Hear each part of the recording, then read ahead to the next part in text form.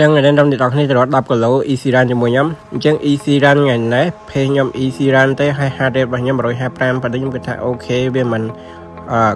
ឡើងខ្ពស់ពេកអញ្ចឹងណាប៉ុន្តែអ្វីដែលពិបាកក្នុងខ្លួនគឺ body របស់ខ្ញុំគឺរយខ្លាំងរយខ្លួនខ្លាំងមែនទែនអ្នកនរគ្នារបៀបថារត់បានតែ200ម៉ែត្រដំបូងមានអារម្មណ៍ថាសឹងតែចង់អត់រត់ទៀតអញ្ចឹងណាតែនៅឃើញថាវាជាប្រភេទ easy run ដែរក៏ push ខ្លួនឯងទៅហើយរត់តិចអត់ទេដោយសារតែអាទិត្យមុនខ្ញុំធ្វើ VO max interval ហើយខ្ញុំថ្ងៃ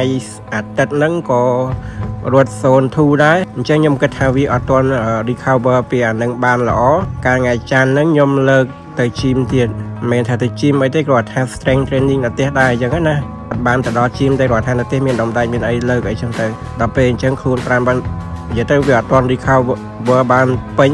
ហើយរត់ថ្ងៃនេះគឺមានអារម្មណ៍ថារយខ្លួនខ្លាំងគ្រាន់តែមិនអីទេពេលខ្លះវាអញ្ចឹងឯងដោយសារខ្លួនប្រាណយើងវាមិនទាន់ recover បានពេញអញ្ចឹងទៅវាអញ្ចឹងឯងវាមានអារម្មណ៍ឈឺខ្លួនអញ្ចឹងឯងគ្រាន់តែបើអ្នកនរគ្នាជួបអារម្មណ៍បែបហ្នឹង